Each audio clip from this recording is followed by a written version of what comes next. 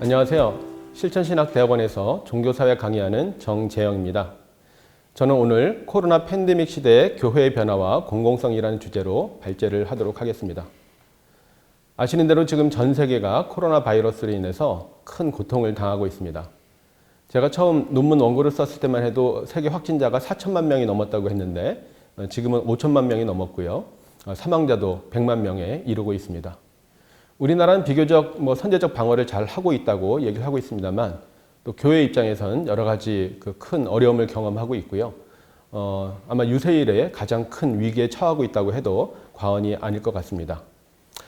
이런 사회적 재난이나 위험에 대해서 독일의 사회학자인 윌리엄 백이 위험사회라는 책에서 얘기를 하고 있습니다만 성찰과 반성이 없이 근대화를 이루었기 때문에 여기서 여러 가지 많은 문제들이 생겨나고 있고 오늘날 이 위험 요소가 점점 증가하고 있다고 얘기를 하고 있습니다.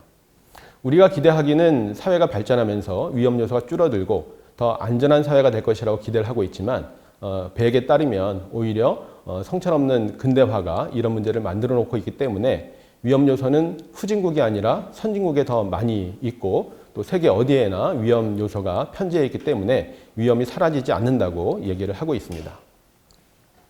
이런 코로나 이후에 그 사회가 어떻게 될 것인가, 위험이 쉽게 줄어들지 않고 해소되지 않을 것들에 대해서 다 같이 협력해서 극복하는 것이 중요하겠습니다만 코로나 이후에 종교의 전망에 대해서 그렇게 밝지만은 않다는 것이 또 우려스러운 점입니다. 한편으로는 바이러스에 대한 공포와 불안감 때문에 종교에 대한 관심이 커지고 종교를 의지할 수 있다고 얘기하지만 또 다른 한편에서는 전염병에 대처하는 종교인들과 종교기관에 대한 실망으로 종교에 대한 관심이 줄어들 것을 우려하고 있습니다.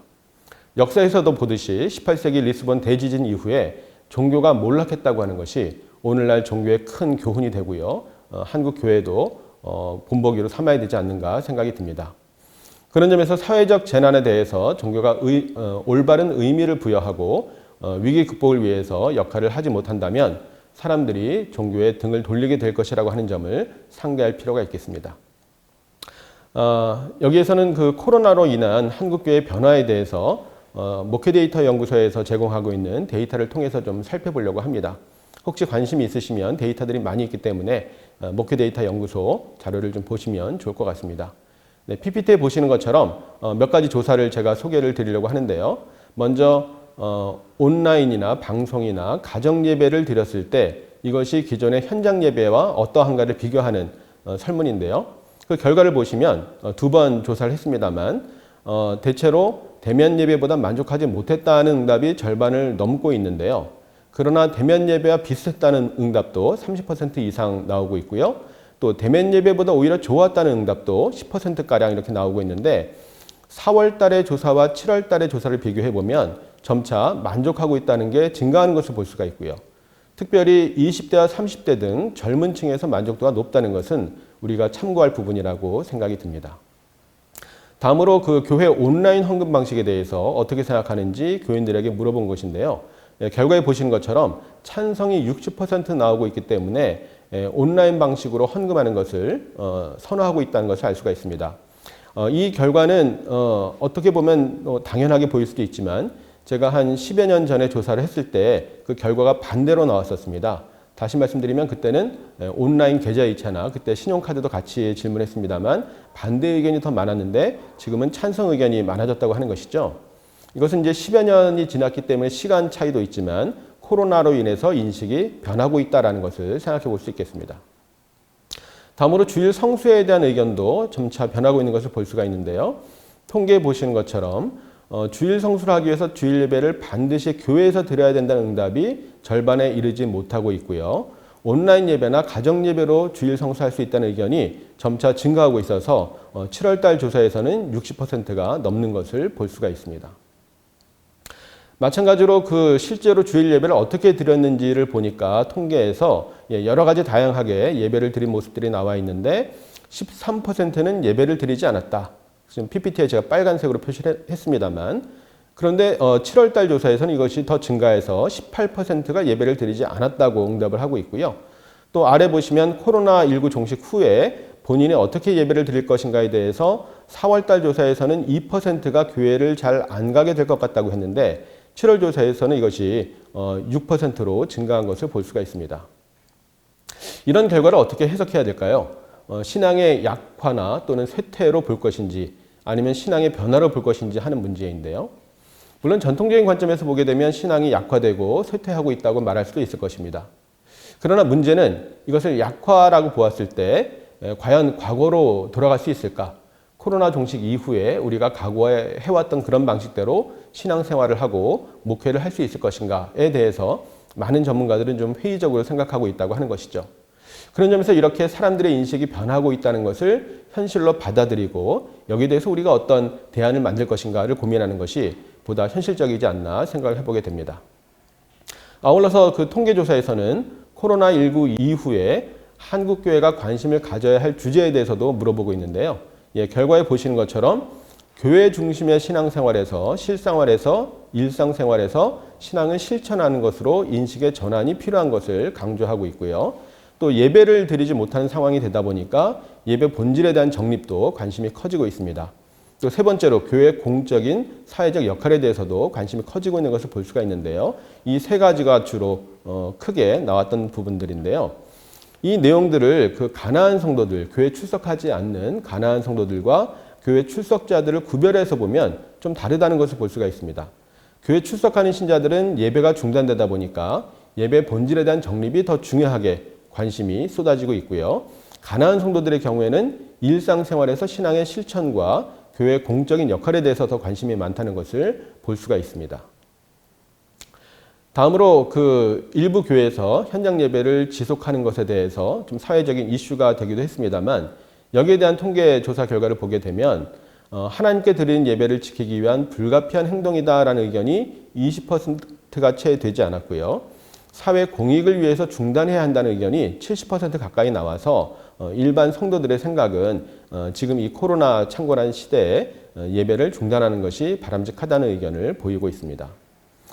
마지막으로 정부나 지자체에서 종교 집회를 자제하도록 하는 것에 대한 의견인데요. 여기에 대해서 종교의 자유를 침해하고 있다는 의견은 40%가 되지 않고요. 오히려 과반수가 종교의 자유 침해가 아니다라고 보여주고 있습니다. 이런 결과에서 보듯이 지금 코로나 시대에 종교 집회를 자제하는 것은 종교에 대한 탄압이다라기보다는 어떤 보건 위생상의 차원에서 필요한 것이다라는 의견을 보이고 있습니다. 이런 내용들이 이제 교회 공공성과 관련된 주제라고 생각이 드는데요. 기독교 신앙은 개인의 사적인 영역에 머무르지 않고 공적인 영역에서 표출되어야 한다고 하는 것입니다. 지금은 교회 존립 자체가 위협받는 아주 어려운 상황이지만 여전히 교회는 이웃 사랑을 실천해야 하고 또 우리 사회에 대한 막중한 책임의식을 가져야 한다는 것입니다. 또 기독교인의 신앙생활에 대해서도 공적인 기준에 의해서 우리가 점검할 필요가 있습니다. 전염병이 창궐한 상황에서 예배당 예배를 고수하는 것이 우리에게는 신앙 고백의 표현일 수 있고 생명과도 중요한 것이긴 하지만 그것이 비기독교인들에게 어떻게 비칠 것인가도 고려해야 된다고 하는 것이죠. 그래서 기독교인 자신의 기준만 아니라 공공의 차원에서 우리가 신앙생활을 들여다볼 필요가 있겠습니다. 이것이 이제 신학에서는 공공신학이라는 표현으로 논의가 되고 있는데요. 공공신학은 성서가 증언하는 예수 그리스도의 하나님 나라 복음에 기초해서 교회와 신학의 공공성과 사회적 책임을 강조하는 신학이라고 정리할 수 있겠습니다. 그러나 잘 아시는 것처럼 공공신학에 대해서는 일치된 정의가 존재하지 않고 다소 모호하다는 얘기들이 많이 있습니다. 사실은 공공성 개념도 마찬가지입니다. 공공성 역시도 매우 다양하고 때로는 서로 모순되는 내용을 담기도 하는데요. 그럼에도 불구하고 공공신학이라고 표현할 때는 기독교 신앙은 사적인 영역 안에 머무르지 않고 종교의 자유라는 명분 안에 공익에 반하는 신앙은 존재할 수 없다. 이런 것들을 포함하고 있고요. 또 나아가서 사회 공동선을 이루기 위한 책임의식을 강조한다는 것이 공공신학의 공통점이라고 볼 수 있겠습니다. 공공교회와 공공신학이란 말을 처음 사용한 마틴 마티도 이러한 차원에서 공익에 바탕을 한 그런 신앙을 강조하고 있다고 볼 수 있겠습니다. 종교사회학에서도 마찬가지인데요. 종교사회학은 말 그대로 종교와 사회의 관계를 연구하는 학문이고요. 에밀 두리케임이라고 하는 학자가 종교사회학의 창건자 중에 하나라고 볼 수 있는데 그분은 종교의 근원을 사회라고 보고 있고 한 사람의 종교 신념이라고 해도 이것이 전부 개인의 것이고 사사로운 것이라고 할 수 없다라고 강조를 하고 있습니다. 몇 년 전에 돌아가신 그 로버트 벨라 선생님도 비슷한 얘기를 하고 있고요. 특별히 개인주의 종교의 출현과 확산을 우려하면서 시민 종교를 강조한 바가 있습니다. 또 그 제자이기도 한 로버트 우스노 같은 경우에도 마찬가지로 공공 종교에 대해서 강조하는 것을 볼 수가 있습니다. 또 호세 카사노바라고 많이 언급되는 학자도 마찬가지인데요. 특별히 많은 사회학자들이 현대 종교의 특징으로 얘기하는 사사화, 사사로운 종교성, 이것이 절대 보편적인 현상이 아니고 하나의 옵션이라고 설명을 하면서 탈사사화를 통해서 사사화를 벗어나는 이런 과정들을 통해서 공공 종교가 가능하다라는 것을 증명해 보이고 있습니다. 또 한 가지 공공성과 관련해서 우리가 생각할 중요한 개념 중에 하나가 공론장이라고 하는 것인데요. 잘 아시는 것처럼 근대 유럽에서 공공 영역은 공론장을 중심으로 발전이 되어 왔습니다. 시민들이 활발하게 공공의 여론을 형성하는 그런 장이 바로 공공 영역의 중심이 되어 왔다는 것이죠. 우리도 코로나 상황 이후에 우리 사회 공동선을 위해서 공론장에 교회가 참여를 해야 할 텐데요. 문제는 우리 사회에서 기독교인들이 이런 공공의 의제에 참여한 경험이 그렇게 많지 않다라고 하는 것이고요.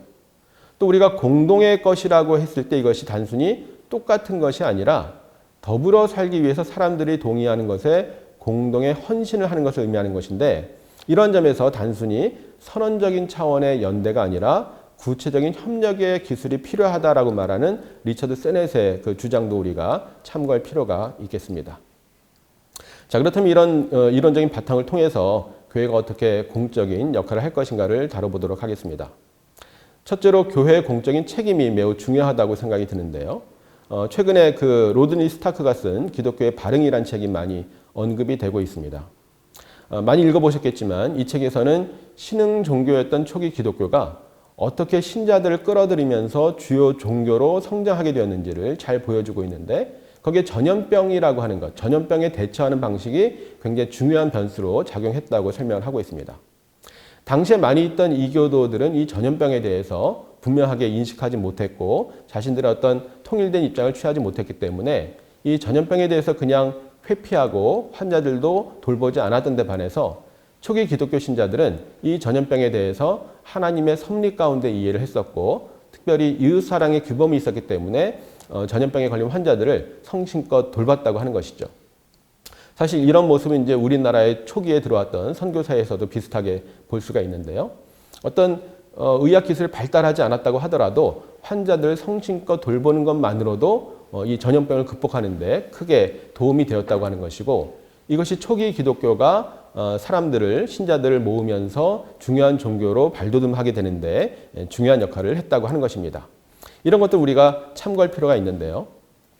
많은 사회학자들은 전염병이 사람을 차별한다고 얘기를 하고 있습니다. 언뜻 좀 이상하게 들릴 수도 있는데요. 물론 전염병이 사람을 가려가면서 걸리게 하는 것은 아니고요. 모든 사람에게 똑같이 걸리게 되는 것이지만 결과적으로 어떤 사람들이 더 전염병에 취약한가라는 것을 생각해 보게 된다면 사회 중하류층에 속한 많은 재산을 가지고 있지 못한 사람들이 훨씬 더 이 질병을 통해서 고통을 당하고 있다는 것을 잘 알 수가 있습니다. 뉴스에서도 많이 보도가 되고 있습니다만 여유 있는 사람들은 자신의 건강을 돌볼 여유가 있고요. 또 자신의 어떤 작업 환경, 일할 수 있는 그런 환경들을 더 안전하게 할 수 있는 데 반해서 더 빈곤한 상태에 있는 중하류층의 사람들은 그럴 여유가 없다고 하는 것이고요.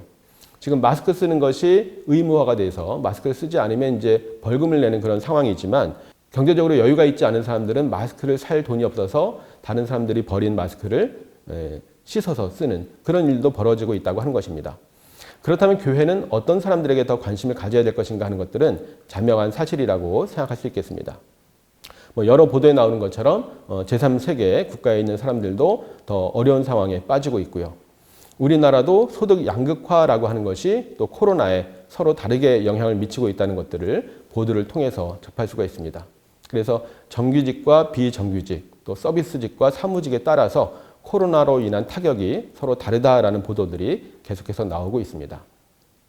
여기서 우리가 참고할 연구 중에 하나가 그 미국의 하버드 대학 교수인 로버트 퍼트남이 쓴 나홀로 볼링이라는 책에서 얘기하고 있는 사회적 자본이라고 생각이 듭니다. 사회적 자본이라고 하는 것은 화폐 자본은 아니지만 화폐만큼이나 아주 강력하기 때문에 자본이라는 표현을 하고 있는데요. 지금 PPT에 보시는 것처럼 신뢰와 사회적 네트워크가 활성화된 곳에 사람들이 위기를 극복할 수 있는 더 안전하고 신뢰할 수 있는 사회를 만들어갈 수 있다. 그리고 이러한 활동이 바로 사회 안전망 역할을 하기도 한다는 얘기를 하고 있습니다. 사실 이제 이 책에서 보여주고자 하는 것은 미국에서 사회 자본이 쇠퇴하고 있다는 것을 얘기하고 있는 것인데요. 그럼에도 불구하고 이런 사회 자본이 여전히 잘 형성되고 있는 것이 교회라고 얘기를 하고 있습니다. 교회가 그런 역할을 하는 것이 이 코로나 위기 상황에서도 매우 중요하다고 생각이 듭니다. 다음으로 강조하고 싶은 것은 공동체입니다. 공동체 회복을 통해서 우리가 코로나를 극복할 수 있으리라 기대를 하고 있는데요. 최근에 코로나 블루라고 하는 그 신조어도 만들어졌고요. 잘 아시는 것처럼 코로나에다가 어떤 염려, 우울증, 또 공포라고 하는 블루라는 말을 결합해서 코로나 블루라는 말을 쓰고 있습니다. 젊은 사람들은 젊은 사람들대로 밖에 야외 활동을 하지 못하기 때문에 엄청난 답답함과 무기력증을 호소하고 있고요. 또 나이 많은 분은 나이 많은 분들대로 또 내가 이 병에 걸리는 것은 아닌가, 또 노인들이 특별히 취약하기 때문에 많은 공포에 시달리고 있습니다. 이렇게 되면서 최근에 또 자살자가 많이 증가하고 있다는 그런 보도도 나오고 있습니다. 올해 지금 그 자살 사망자 수가 작년 동기에 비해서 또 증가하는 그런 측면들이 있고요. 특별히 보도에서 나타난 것은 수도권 20, 30대 여성들이 더 자살에 취약하다는 얘기도 나오고 있습니다. 아마 이제 여성들이 더 직업적으로 좀 불안정하기도 하고요. 또 그런 활발한 활동을 하지 못하는 그런 제약들 속에서 더 이 코로나에 취약한 상황을 맞이하고 있지 않는가 생각이 듭니다. 물론 이제 정확한 통계는 이제 그 다음 해 9월이 돼야 나오기 때문에 지금은 이제 잠정 수치라고 볼 수 있겠습니다만, 이런 내용들을 보았을 때 코로나로 인해서 많은 사람들이 고통을 당하고 있다고 하는 것인데요. 코로나 자체는 이제 백신을 통해서 치료제를 통해서 어느 정도 극복이 가능하겠습니다만, 또 중요한 것이 바로 공동체라고 하는 것입니다. 자살이라고 하는 것의 어떤 요인을 한두 가지로 설명하기는 어렵지만 되게 사회적으로 고립되고 단절된 사람들이 더 자살에 취약하다는 것은 널리 알려진 사실입니다. 그렇기 때문에 공동체를 통해서, 공동체 회복을 통해서 사회적으로 고립된 사람들을 붙잡아주고 안전망 역할을 해야 된다고 하는 것인데요. 여기에 또 이제 종교가, 또 교회가 중요한 역할을 할 수 있다고 생각이 듭니다. 알랭드 보통이라고 요즘 많이 얘기되는 학자인데요. 종교 밖에서 종교의 어떤 특징들을 연구하는 사람으로 얘기를 하고 있는데요. 특별히 무신론자를 위한 종교에서 이 공동체가 얼마나 중요한지를 역설하고 있습니다. 공동체가 굉장히 중요한 것인데 종교인들조차도 그 중요성을 모른다고 이렇게 설명을 하고 있죠. 저는 이 공동체를 교회가 공동체란 말을 많이 하고 있고요. 신학적으로도 하나님 백성 공동체란 표현을 많이 쓰고 있습니다만, 구체적으로 우리 신앙생활을 하고 있는 현장에서 소그룹을 통해서 이룰 수 있다고 생각을 합니다. 우리는 교회가 공동체라고 말하지만 현실의 교회는 상당히 좀 조직화되고 심지어는 이제 관료제의 어떤 특징을 띠기도 하는데요. 이런 것은 이제 공동체의 특징과는 좀 거리가 멀다고 생각이 듭니다. 그래서 어떤 관료제형 조직보다는 소그룹 네트워크로서의 교회를 생각해 보면 좋다고 생각을 하고요. 소규모 공동체의 연합체로서의 교회를 상정할 수 있다고 생각이 듭니다. 사실 이 소그룹에 대해서는 일반 사회에서도 많이 언급이 되고 있는 부분들인데요. 특별히 이 정보화 시대가 되면서 이전과 같은 공식 모임이나 대규모 집회를 하기는 점점 어려워지게 되고, 다양한 네트워크를 통한 소그룹 커뮤니케이션이 중요하다. 그래서 사람들 사이에 어떤 스몰 토크, 때로는 좀 하찮고 사소해 보이는 그런 대화들이 또 앞에서 말씀드렸던 사회자본을 형성하는 데도 매우 중요하게 역할을 한다는 얘기를 하고 있습니다. 지금은 또 코로나 시대이기 때문에 우리가 대규모 모임을 하기는 쉽지 않고요. 그런 점에서 친밀감 있는 적은 사람들이 모여서 소규모 모임을 하는 것이 좋다고 생각이 듭니다. 물론 이제 당장은 전염병 때문에 우리가 함께 모여서 더 친밀하게 교제하거나 식사를 나누기는 어렵지만, 그럼에도 불구하고 이 소그룹이 가진 가능성들을 생각해 보면 좋겠다고 생각을 합니다.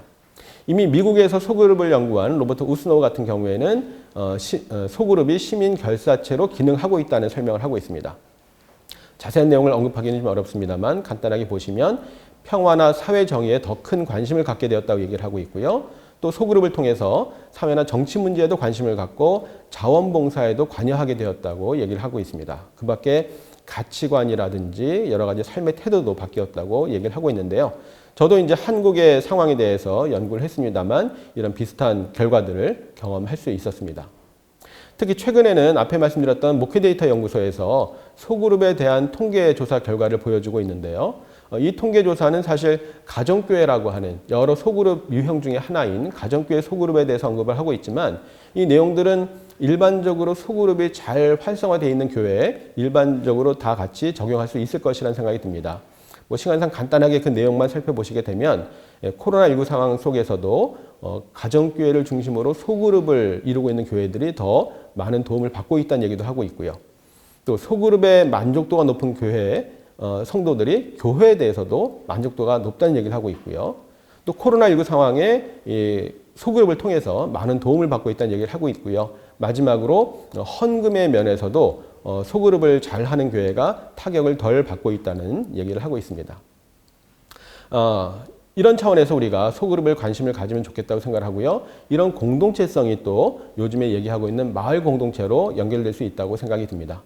마을 공동체 얘기를 요즘 많이 하고 있습니다만 마을 공동체는 일종의 주민자치운동이고요. 마을 만들기는 이러한 공동의 장을 시민들이 공동으로 만들어내는 작업이기 때문에 이런 마을을 지역사회 단위로 마을을 공동체화함으로써 이런 코로나라든지 여러 가지 어려움도 잘 극복할 수 있다고 생각이 듭니다.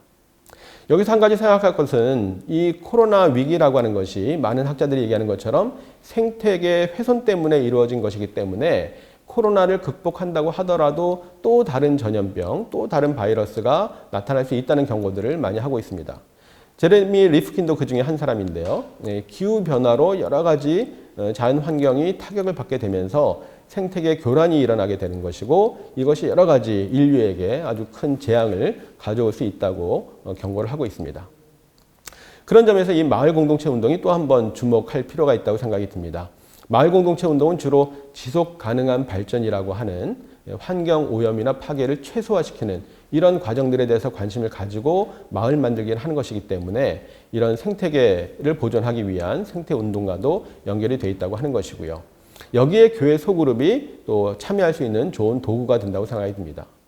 문제는 대부분의 교회 소그룹이 주로 교회 안의 활동, 교회 봉사활동에 치중되어 있어서 좀 한계를 갖고는 있습니다만 이런 소그룹이 기독교 시민 조직으로서의 가능성을 가지고 있고 교회와 사회의 가교 역할을 할 수 있다고 생각을 하는 것이죠. 그런 점에서 이 교회 소그룹이 지역사회 참여를 위한 TF팀으로 참여할 수 있고요. 또 지역사회를 조사한다든지 실천 주제를 작성하고 교회 재정을 할애해서 구체적으로 이런 봉사를 할 수 있도록 해준다면 교회 소그룹이 이런 지역사회를 공동체화하는 데 좋은 역할을 할 수 있으리라고 기대를 합니다. 실제로 우리나라에서는 이 코로나 상황에서 여러 마을 공동체 활동들을 통해서 코로나를 극복하기 위한 그런 노력들이 벌어지고 있다고 하는 것을 여러 가지 소식들을 통해서 확인할 수 있고요. 특히 최근에는 안전한 마을 만들기라고 해서 주민들 스스로가 여러 가지 사회적 재해를 극복할 수 있는 그런 마을 만들기도 강조가 되고 있습니다. 이미 코로나 이전부터 이런 논의들이 되어 왔습니다만 코로나 시기에 더 중요하게 관심을 가질 필요가 있고요. 잘 아시는 대로 한국 교회들 중에서도 이 마을에 대한 관심을 가진 마을 교회, 마을 목회를 하는 목회자와 교회들이 등장하고 있어서 이런 것들이 굉장히 코로나 시대에 중요한 역할을 할 수 있으리라고 기대를 하고 있습니다. 네, 마지막으로 말씀드리고 싶은 것은 공교회성의 회복에 대한 것입니다. 요즘 교회 생태계에 대한 얘기들을 많이 하고 있는데요. 코로나 시대 이 교회 생태계가 더 악화될 것에 대해서 우려를 많이 하고 있습니다. 곧 교회 양극화가 더 심화될 것이라고 하는 우려인데요. 사실 이제 코로나가 처음 시작되었을 때 작은 교회보다는 큰 교회가 더 어렵지 않겠느냐는 예상들도 있었습니다. 왜냐하면 큰 교회는 이제 성도들이 많고 대중 집회를 하기 때문에 전염병에 더 취약할 것이라고 예상을 했는데 지금 벌어지고 있는 상황은 좀 반대로 가고 있는 것 같습니다. 물론 많은 사람들이 모이기는 힘들지만 적당한 거리를 두기를 하면서 공간이 넓기 때문에 제한된 인원이지만 좀 안전하게 모이고 또 방역도 잘 할 수 있는 반면에 작은 교회들이 오히려 더 취약하고 그 거리 두기를 할 수 있는 공간도 부족하고요. 방역을 좀 소홀히 하는 경우들이 있고 또 가까이 모이면 또 친밀하다 보니까 함께 식사를 하고 교제를 하면서 오히려 전염병이 확산되는 요인이 되는 경우도 있었다고 보도에도 나오고 있습니다. 또 이 코로나 시대에 이제 미디어 콘텐츠, 온라인 그 예배라든지 온라인 콘텐츠에 대해서 관심이 높아지고 있는데 대형 교회들은 여기에 좀 더 투입할 수 있는 여력이 있는 반면에 소형 교회들은 이제 그런 여유가 없기 때문에 더 어려워질 수 있다고 하는 것이고요. 사실은 이제 이런 상황이 벌어지기 이전에도 작은 교회는 여러 가지 이제 규모 면에서라든지 또 작은 교회 목회자의 어떤 경제적인 형편이라고 하는 것이 상당히 이제 취약한 상황에 있었다고 하는 것은 잘 알려진 사실이고요. 이런 것들이 이제 코로나로 인해서 더 이제 양극화가 심각하게질 우려가 있다고 하는 것이죠. 그런 면에서 우리가 교회 생태계라는 측면에서 공교회성을 다시 한번 생각해 볼 수 있다고 생각이 듭니다.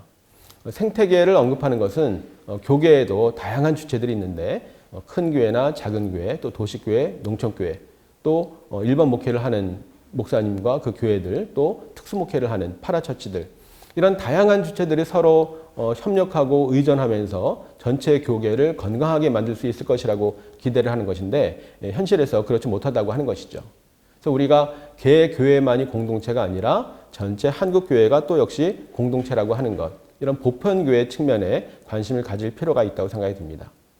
사실 이제 이런 것들이 이렇게 쉽게 이루어지지 않는 것이 현실인데요. 사실 앞에서 말씀드렸던 로버트 퍼트넘의 경우에도 사회 자본을 언급할 때 자체적인 사회 자본을 이제 영어로 본딩 소셜 캐피탈이라고 하고요. 서로 이제 묶어주는 그런 사회 자본이고, 그 다음에 또 서로 다른 그 기관들을, 다른 주체들을 연결하는 사회 자본을 브리징 소셜 캐피탈이라고 하는데, 교회들이 이 브리징 소셜 캐피탈이 약하다, 이런 언급을 한 바가 있습니다. 한국 교회도 이른바 개교회주의라고 하는 것이 그런 폐단을 보여주는 것 같습니다. 그래서 이런 것들을 우리가 극복하는 것이 매우 중요하다고 생각이 들고요. 특별히 현실상 절대 다수를 차지하고 있는 작은 교회들이 자존감을 가지고 또 의미 있는 사역을 하는 것이 매우 중요하다고 생각이 듭니다. 특별히 작은 교회들 스스로도 자구책을 마련할 필요가 있는데요. 지금 이제 국내 선교 차원에서 큰 교회들이 재정적으로 작은 교회들을 지원해주고 있기는 하지만 이제 코로나 상황에 구조조정을 하게 되면 이것도 여의치 않게 될 우려가 있다고 하는 것입니다. 그런 점에서 소형 교회의 특성에 맞는 그런 목회 개발이 필요하고요. 또 요즘 앞에서 말씀드렸던 것처럼 일반 그 신자들의 관심도 굉장히 다양해지고 있기 때문에 사역도 좀 다변화할 필요가 있다고 생각이 듭니다. 앞에 말씀드렸던 마을 목회 차원에서 카페라든지 작은 도서관이라든지 이런 것들을 통해서 마을 사역을 하는 경우들이 많이 있고요. 최근에는 이제 교회를 떠난 앞에 말씀드렸던 가나안 성도들을 대상으로 한 가나안 사역도 주목을 받고 있습니다.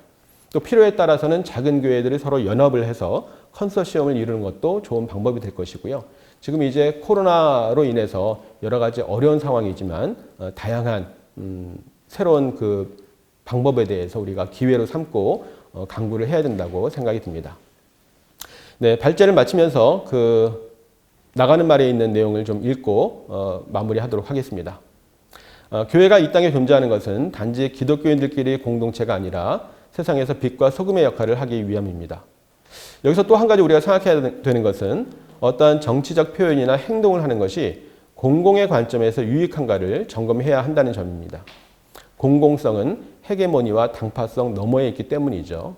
그런 점에서 우리가 공공성을 자기 이해 자체를 성찰적으로 대상화하고 궁극적으로 자기 이해를 넘어서는 시야를 획득하지 못한다면 결코 도달할 수 없다는 것을 생각해 볼 수가 있습니다. 교회는 이제 새로운 기준으로 미래를 준비해야 합니다. 의미 있는 변화를 위해서는 우리의 신앙생활과 삶의 모습 속에 관행으로 주장되어 온 여러 가지 잘못된 부분들을 과감하게 바꾸고 나와 우리 교회와 또 이웃 모두에게 유익이 되는 새로운 일상을 만들어야 할 것입니다.